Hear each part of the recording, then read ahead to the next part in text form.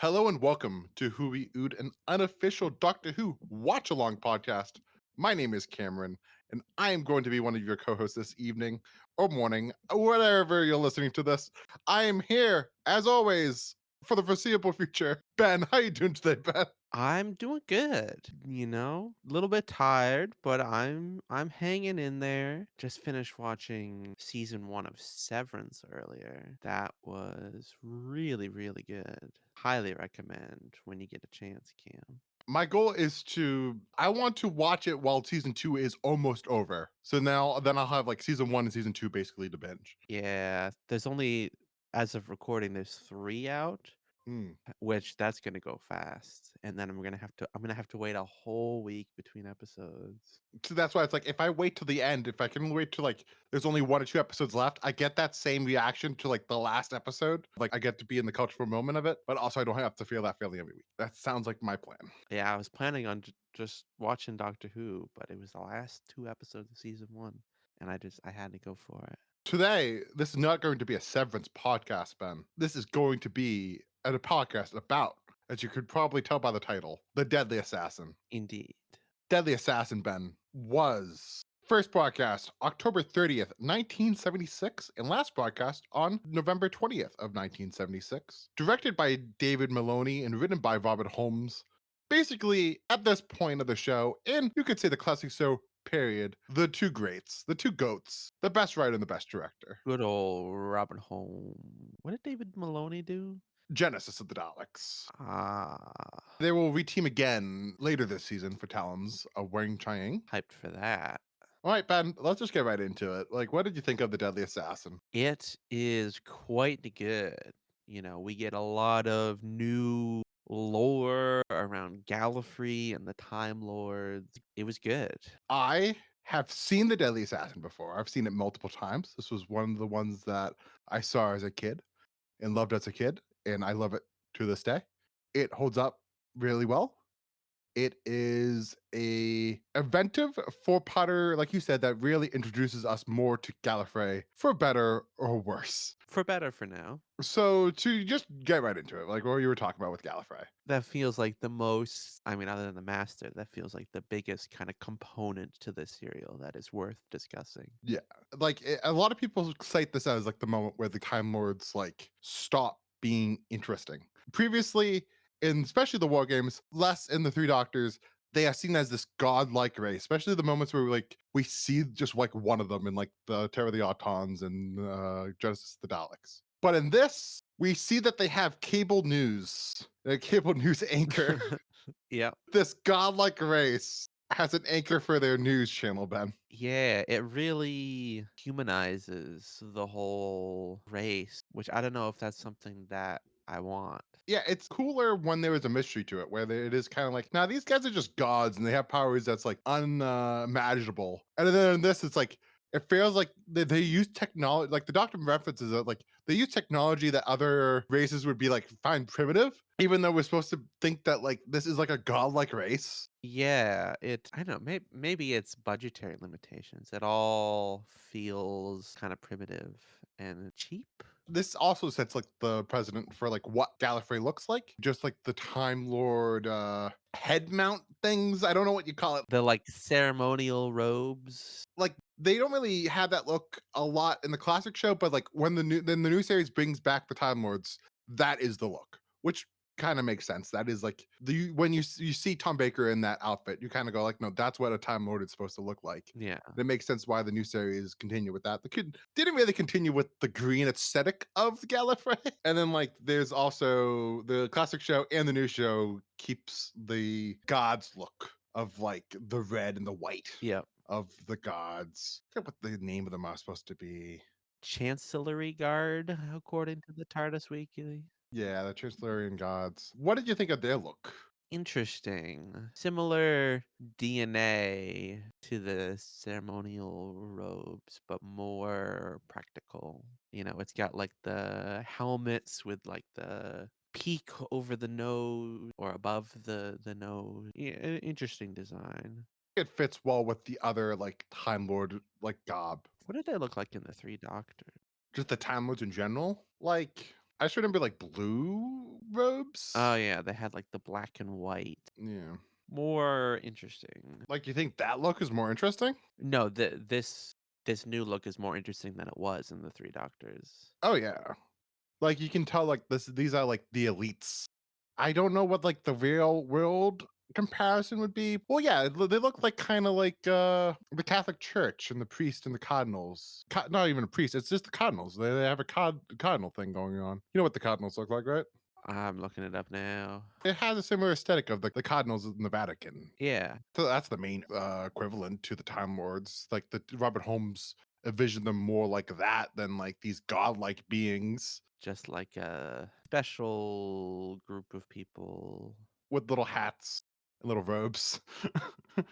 They had a president. You could say the president's kind of like the Pope, but it's nah, that's going too much. No, it's a great look. I definitely think that it showcases like that production designer, not production designer, but the costume designer making that on this budget is really impressive, especially with how many of them had to have been made for like that group stuff in part one. Oh yeah, and they got the Vogan symbols. Well, no, that's the sale of Rassilon then. I know. It's just the same production designer, and he just said, "I'm just gonna reuse the same thing over again because it's cool, and I'm not gonna waste it on a bad story like Revenge of the Cybermen." Yeah, I think this is the first time that Rassilon is mentioned. I think so too, because unless he's mentioned somewhere in the Three Doctors, but I don't think so. Three Doctors was all just about Omega. Yeah.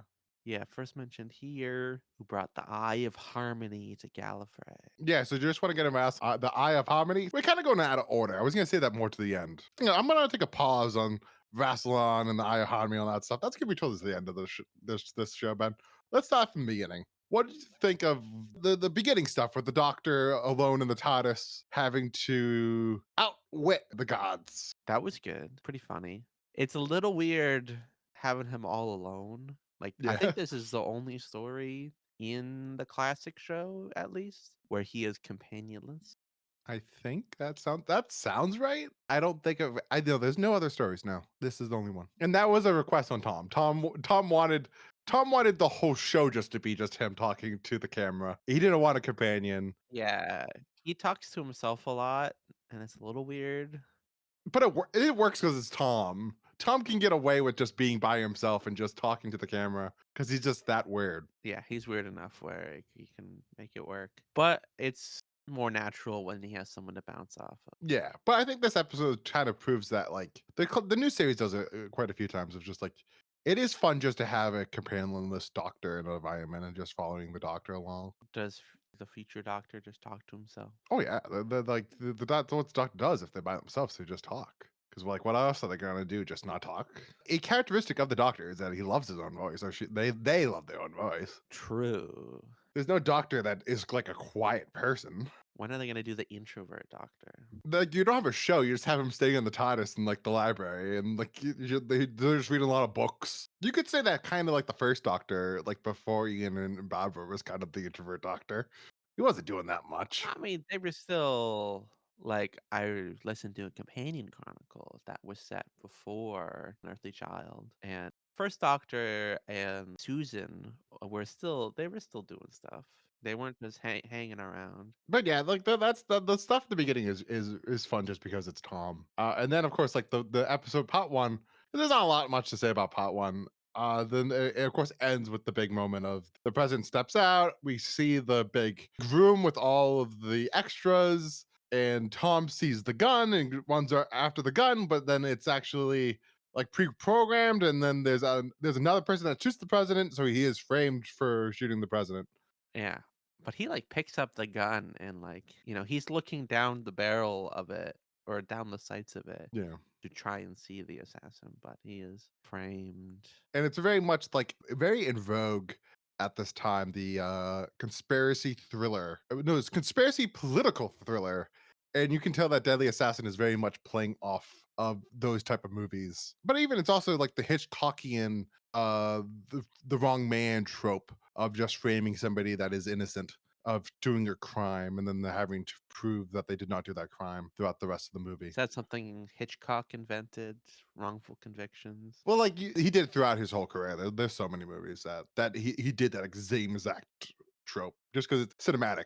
Because you have that big suspense sequence like this that like, oh, they're framed for the murder, and then the rest of the movie is just him trying to convince people that no, I didn't do it. Like North by Northwest is probably his most famous one, or the Wrong Man. Yeah, he liked the Wrong Man so much, Ben. He did it fucking twice. But yeah, what did you think of that whole sequence and just the whole basically story revolving around the framing of the murder of the president of Gallifrey? Not maybe the president of Gallifrey, the president of the Time Lords. Very it's interesting. Ben, fuck, you can't say Sorry. interesting for everything. It's a good hook to base a story around. We need to get like a shock collar for you, Ben. Every single time you say interesting, or just it's not a harmful one. It's just a little like, oh no, I can't say that. We need to train you off of that habit. Just like I have to train myself off of like basically saying the word like. I say like so fucking much on this podcast. I need to get better at saying not like. But anyways, go on, Ben.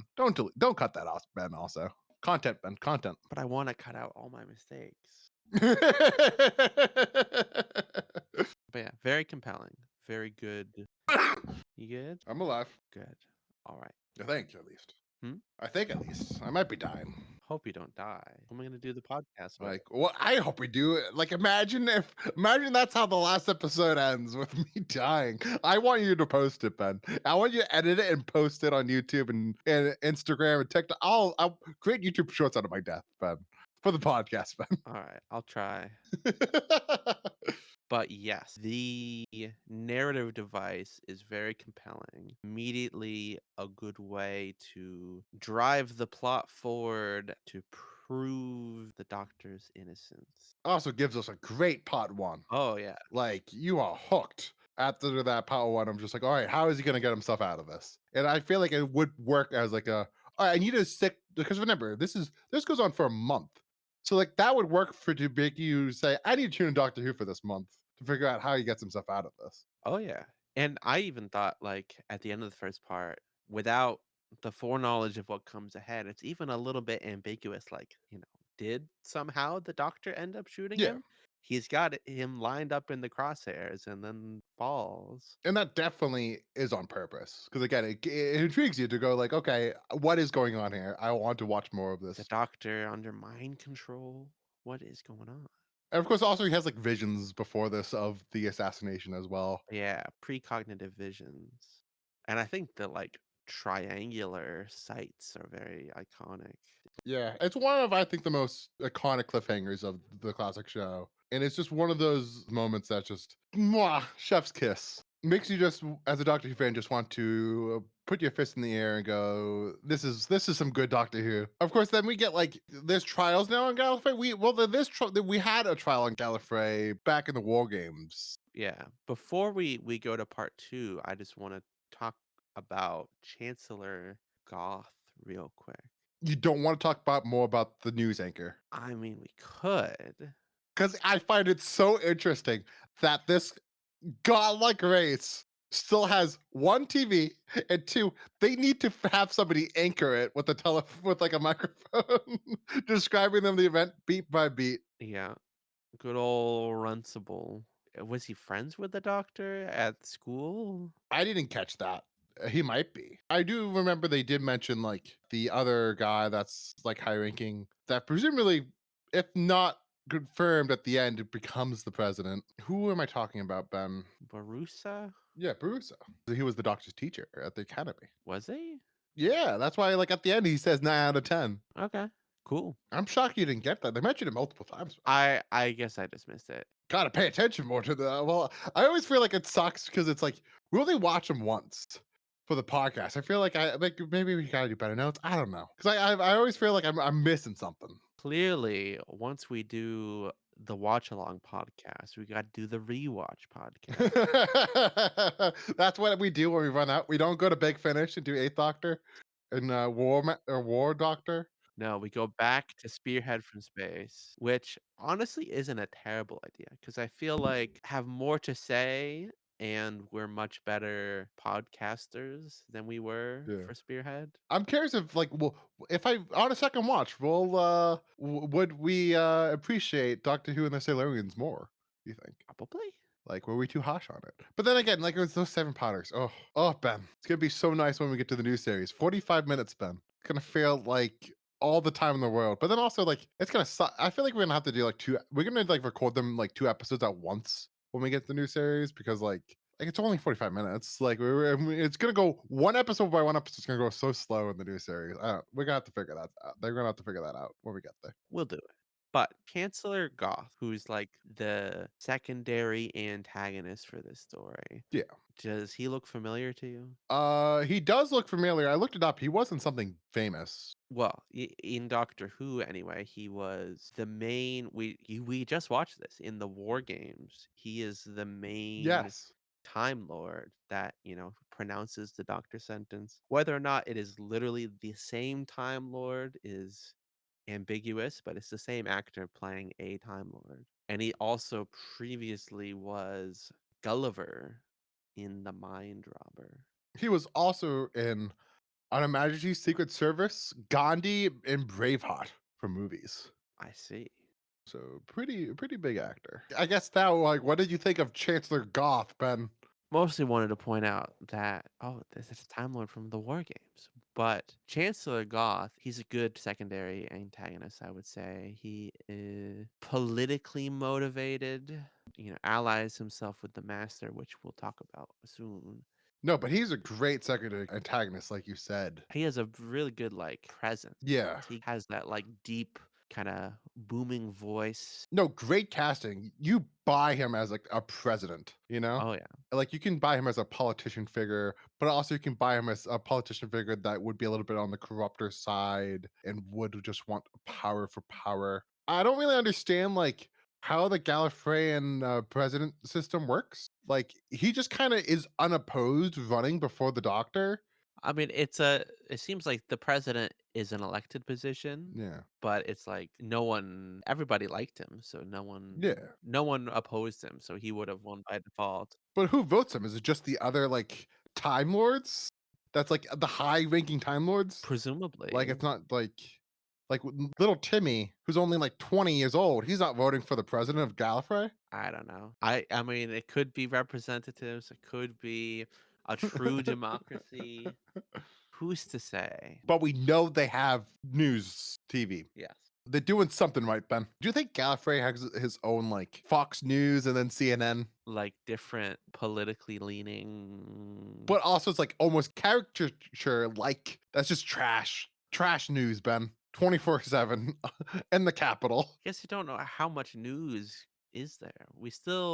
We have a better sense of what the upper crust of society on Gallifrey, We don't know enough about little Timmy. really high ranking politicians, and they're like these different families or sects or chapters. I'm not really sure what different groups of Gallifrey. And we even learned the doctors, who's a Pridonian. But what is beyond that outside of, did they call it like a citadel or something? Yeah, it's a citadel. Where does little Timmy fit into all this? That's only like 21 years old, just fresh out of the academy, doesn't know what he wants to do with his life yet as a Time Lord. Where is he, Ben? Where is he in Gallifrey? Unknown. Maybe, I'm sure we'll find out. When we listen to the Big Finish series Gallifrey. Oh boy.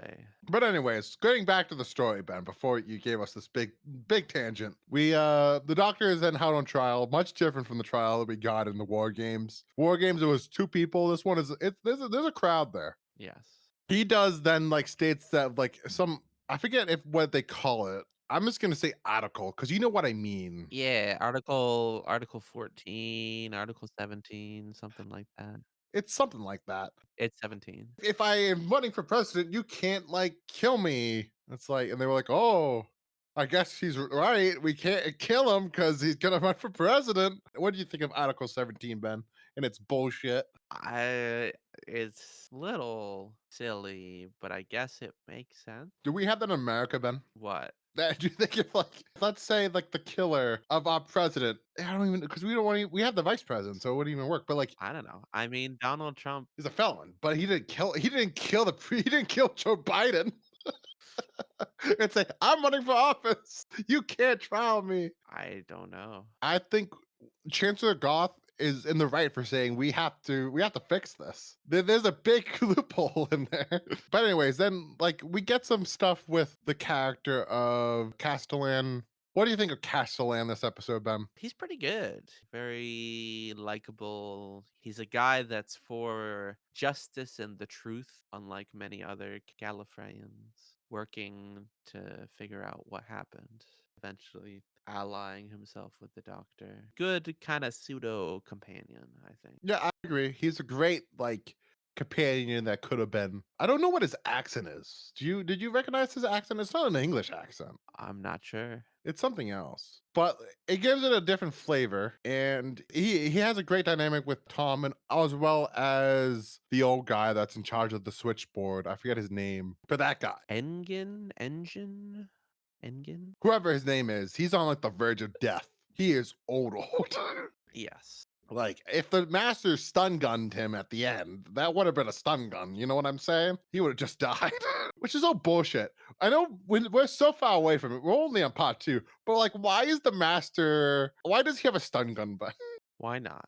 He's evil. an evil person would not have a stun gun. He would just have a gun. Oh, I've kind of forgot what you were talking about. He like shoots someone and it's like they'll be fine in a few hours or something like that, right? He shoots the doctor and he shoots Castellan, and just is like, that'd be fine in a couple of minutes. Like, it's just a stun gun.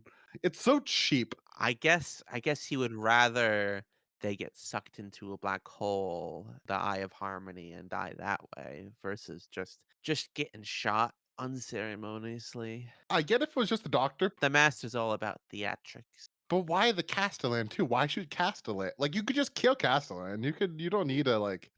I don't know. But anyways, just jumping right into it because I don't know what else to say about part two. But basically, they do some clues and stuff, and they say like, "Hey, we got to go in the Matrix." So they go in the Matrix before 1999. The Wachowski sisters stole this from the Deadly Assassin. Clearly. The Doctor is uploaded to the Matrix, which is like this computer that has all of like the Time Lord's brains in it or consciousness. It's some shit like that. Of deceased Time Lords. It's a really cool concept.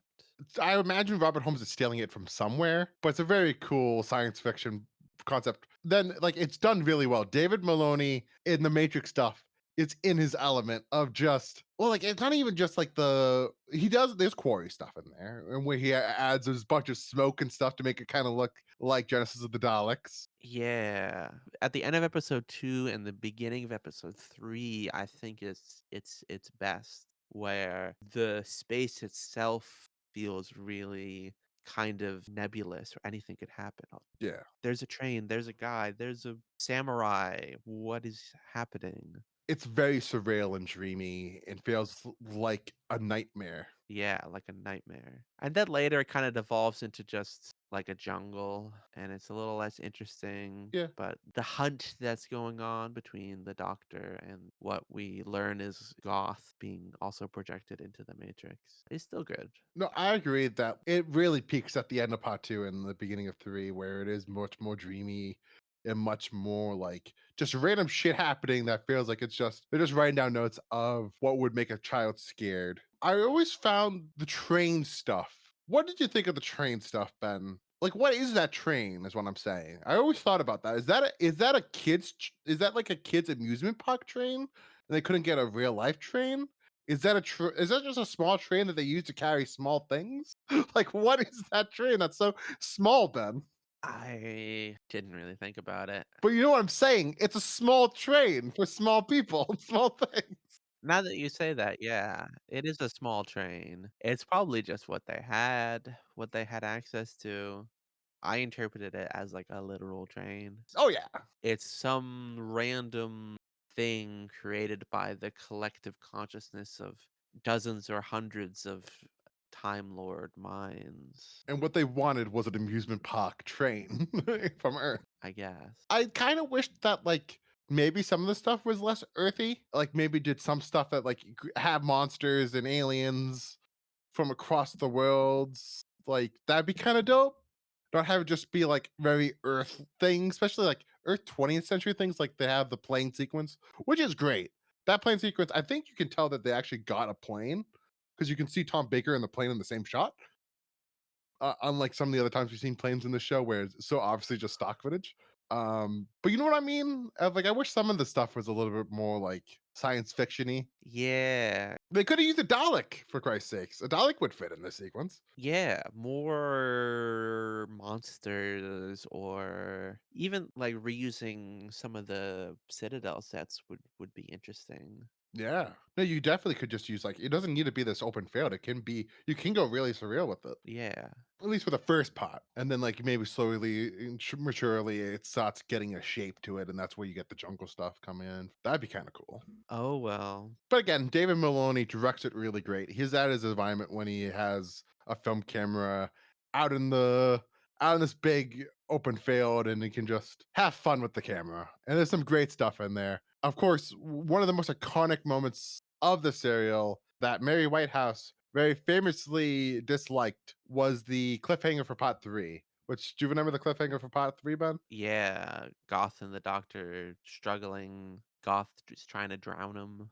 So the end note is the doctor getting drowned. So the kids have to, for a week, have to suffer thinking that their favorite character was in the middle of drowning. And Mary Whitehouse did not like this. I can kind of understand it from her perspective because it is like, that's not science fiction death, No, that's two men trying to kill each other. but like drowning is also one of like the worst ways you can die. Yeah.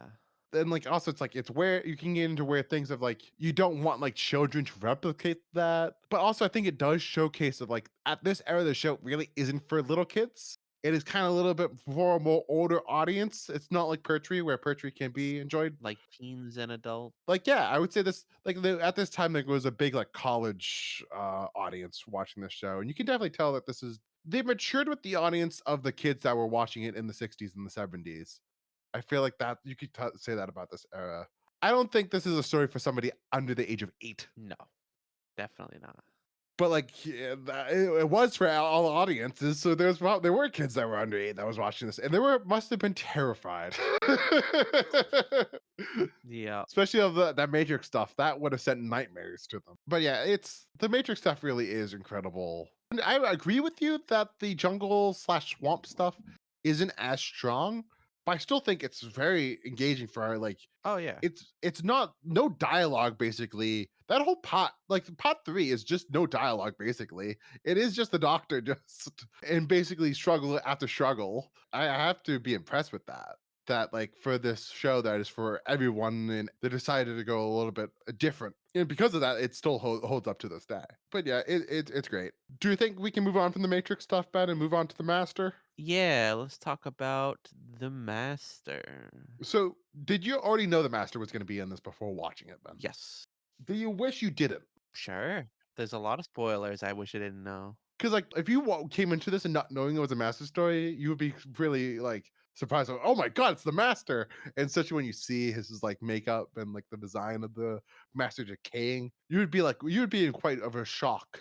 Mhm. What did you think of his makeup and his look this episode? Really kind of horrifying. I mean, he is the decayed master, and he definitely looks like he's decaying. I mean, you can tell it's like a mask, but Oh yeah. like it's a really grotesque mask. Again, not for children. It has like this like glow to it, and the hands also has it. It's like kind of like sticky looking, like Yeah, it's like melting wax.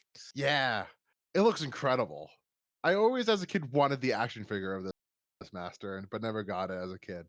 But like, this is a great action figure of this version of the master, the with the black robes and the action figure had the sash of Rassilon. Uh, It's just it's a great design, and it's a great way to bring back the character after Roger Delgado's death, having it be enough different from the character, but also just keeping those basic traits of just being pure evil and just wanting to make the doctor's life more miserable and have him suffer. yeah, I definitely thought he, aside from the appearance, was a little bit of a different interpretation of the character. A little bit more just over the top evil.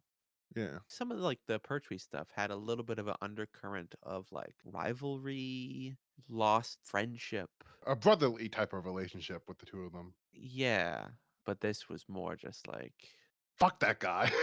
I'm evil and I want to kill everybody because I'm evil. Yeah. Little less complex interpretation of the character. Yeah. But also it showcases that like Robert Holmes is a little bit more cynical as like Terrence Dicks and Barry Letts. Like he just kind of sees the master as just like he just wants to destroy the world because he just hates the world and hates everyone and what really hates the doctor. I think overall that Peter Pratt gives a great performance. From what he is given, he gives a great performance under that makeup, and he does a great laugh of his master laugh. Yeah.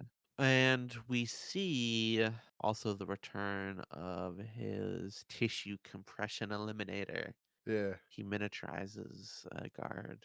But like he really doesn't like like they don't use like CSO, so it's not as good as the ones in the Pertwee era. What do they do? Just a doll? It's like a doll. It's like, no, that's not what I want. I want a guy, I want a little man in the CSO going, ah, like that's what I want.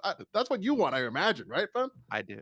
Like you don't want a little doll man. You want a little like CSO man going, "Gee, I'm small, help me." All right, Ben, we gotta wrap this up. Yeah, so basically the Eye of Harmony is there. Do you care about spoilers about Eye of Harmony, Ben? Yes. It's not a spoiler to say we see it again. Well, but it's different. Okay. And I'm excited to see how you feel about it when we get there. Is it sooner or later? Oh, it's way later. Revival? No. Okay. What, like Seventh Doctor? No, you don't get well if you guessing is just gonna make me tell you. Eighth Doctor? Maybe, Ben. Sixth Doctor? No. I said maybe, Ben. I don't know why you keep on guessing. But yeah, interesting. These handful of artifacts of Rassilon, you could say. The Eye of Harmony, The sash. and the Rod of Rassilon. Really egotistical. Has to put like I'm shocked he didn't do the Eye of Rassilon, the Eye of Harmony, you know. But of course, we're seeing more of Rassilon. I don't know how much you know about him. Just what you've told me. He's one of the Time Lord Gallifreyan founders, along with Omega and the Doctor, maybe something like that. Well, that's just in the Invasion books. That's not canon now. Okay, so that's basically the Deadly Assassin. If we missed anything, sorry. This is already going to be a long one. So Ben, give us our cliffhangers. Alrighty. I mean, we kind of already talked about all of them. Yeah, the cliffhangers for this story are so great, though, Ben. Yeah. First one is the president is shot. The second one, Doctor gets his foot stuck in a train track. Oh no! So the train is barreling towards him in the Matrix. And is it an amusement park train? Who knows? And also in the Matrix in part 3, the Doctor is drowning. Maybe White House is just rolling in a grave. I guess we could say the fourth one, which is, the Doctor leaves and the Master survived and he goes into his TARDIS disguised as a grandfather clock and he dematerializes too. He's out there somewhere. Was not a fan of like the face of the master showing up on the clock of his TARDIS. Oh, yeah. And it's like a different face. Yeah, it looked awful. I also hated that the characters said like, "Oh, look, the master! He's got back to his TARDIS."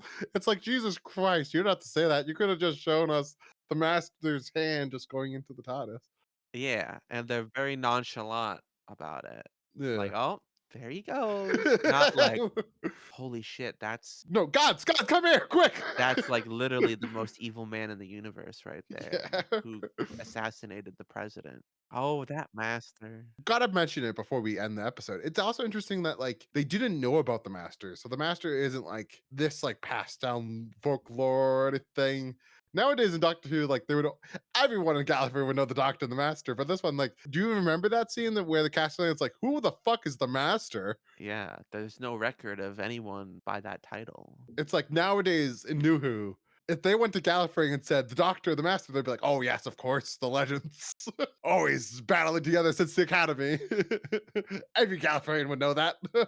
Guess the Doctor just isn't important enough at this point. Yeah, but he will be. He's just a guy, not the most important man in the universe. Which I kind of like it when he was that instead of like when the doctor gets more and more like Jesus. You'll see this. I kind of don't like it when the doctor's just just a guy that just said I don't really like the Time Lords and then he just ran away. Yeah. Just kind of this goof. That's the doctor. He's not this like godlike being. Yeah. Just a rebel. Yeah, just wants to make himself laugh. and save some people's lives. That's all he wants. Cam, how would you rate this episode? Ooh, okay. So it's gonna be high, of course. I love the Deadly Assassin, but I don't think I'm gonna rate it as high as I could have another day. I think another day I could have rated this like above a lot of other stories. I think that at the time, I think it's very hard because this era is so good, Ben.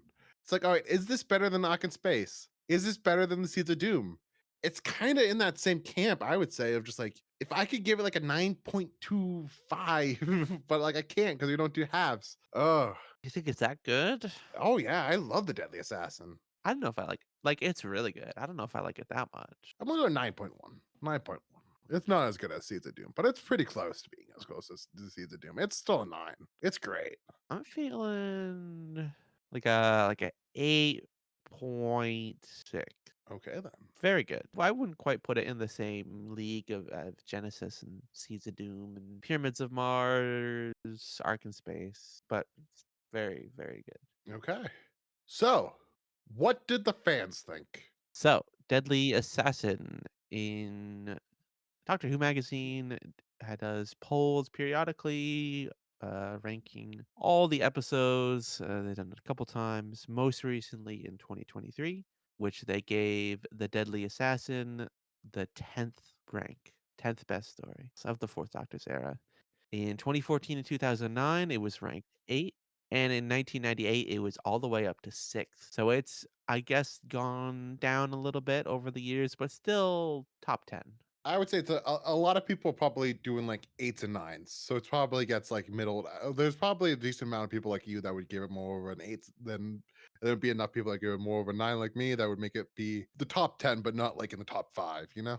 And then for comparison in 2014, we got the full poll ranked with all the stories. I assume they didn't do this in the latest one because the Whitaker stuff would have been too low because of all of the right wing people being like, it's too woke, and they would have given all like a 1 or a 2, so it wouldn't be fair, you know.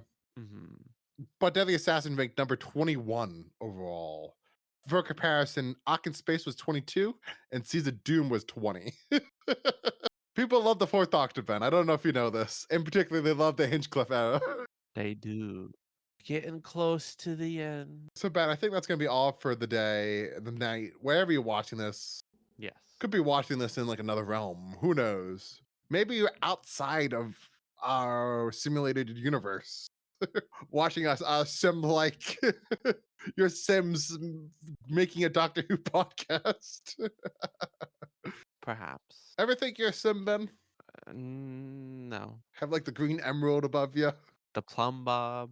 Like, this is just gibberish to whoever who is controlling us. This could all be a simulation, Ben. Ever thought about that? True. We could be in the Matrix. Goodbye, everyone. Have a wonderful rest of your day. Peace out.